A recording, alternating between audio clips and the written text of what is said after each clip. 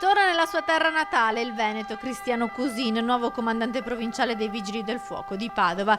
Il saluto con il suo predecessore Vincenzo Lotito, che andrà a dirigere il comando di Genova. L'ingegner Cusin arriva dalla Toscana e aveva anche l'incarico di reggente del comando di Modena. Il comando continuerà il suo lavoro ordinario riprendendo tutti i servizi al cittadino.